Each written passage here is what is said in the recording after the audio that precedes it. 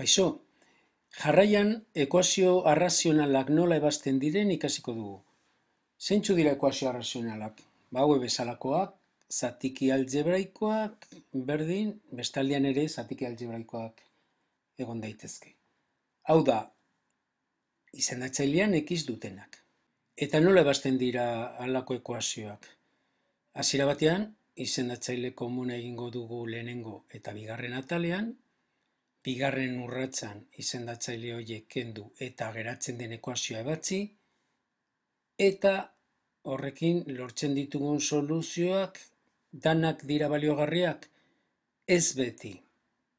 Hirugarren urratsa egiaztatu behar dugu soluzio horiek ez dutela izendatzaile hau ez da hau zero egiten. Bestela ez dira benetako soluzioak izango, soluzio faltsuak izango ziren. Ebaz dezagun ekuazio hau. Lehenengo urratsa. Izendatzaile komuna egingo dugu. Oso izendatzailea simple direnez, izendatzaile komuna izango da x gehi bost, bider x ken lau, bider bi. Hiru izendatzailean mkt-a, hain zuzen ere.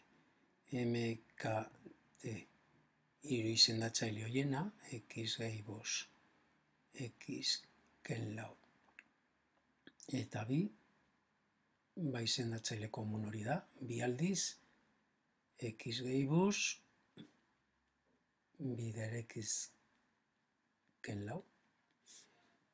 Orduan, lehenengo atalean eta bigarren atalean izendatzaile hori bera jarriko du. Bi aldiz x gehi bost, x ken lau, bi aldiz x gehi bost, x ken lau, eta berdin. Hemen bigarren atalean berdin. Bi aldiz x gehi bost, bider x ken lau. Izendatzailea aldatu ditugunez, zenbakitzaileak ere aldatuko dira, x gehi bat geneukan, zerez biderkatu behar da, izendatzaile hau zati geneukana, bider goikoa. Beraz, bider bi, eta bider x ken lau. Hemen zenbakitzailea x ken bat geneukan, izendatzaile berri hauxe da, ordan goiko faz espresioa biderkatu behar dugu, hau zati hau egiterakoan, bider bi, x gehi bost. Eta bukatzeko bost zenbakia geneukala, izendatzaile komuna zati bi egiterakoan, x gehi bost eta x ken lau geratzen zaigu. Hori dana bider bost egingo dugu orduan. Hurrengo urratsa, kendu izendatzaileak. Hauxe da geratzen den ekuazioa. Orain ekuazioa ebatzi behar dugu, horretarako biderkaketa guztiak egingo ditugu eta atal batetara pasatuko ditugu espresio guztiak. Biderkaketa hau egiteko errazena da egitea lehengo lekuan hau egitea eta gero bider bi. Horren emaitza da x karratu ken hiru x ken lau. Bider bi, bi aldiz x karratu ken 6x ken sortzi. Ondoren ken biderka dezagun hau, eta emaitza bider bi. Parentesen artean jarriko dugu, minus honekin kontu ibili behar dugulako. Honen emaitza, hau izango zen, x karratu gehi lau x ken bost. Bider bi, bi x karratu gehi sortzi x ken hamar. Eta beste atalean egin dezagun hau, eta emaitza bider bost. Honen emaitza da x karratu gehi ken hogei.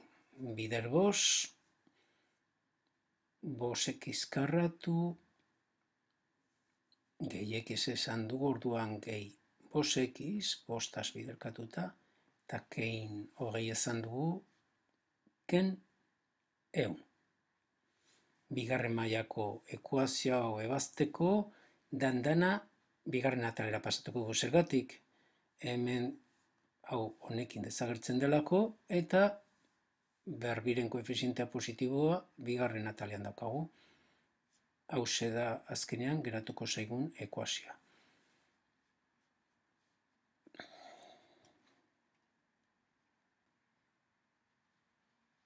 Eta ekuazioen soluzioak hauek dira.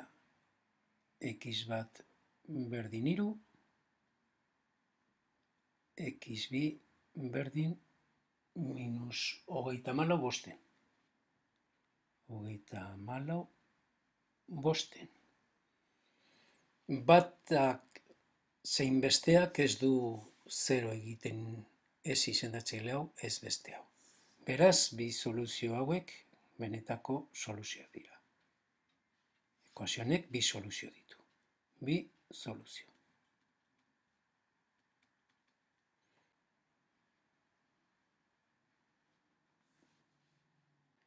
Bukatzeko ariketa hau proposatzen dizut. Azaldutako prozedura jarraituta ebatzi ekuazio arrazional hau.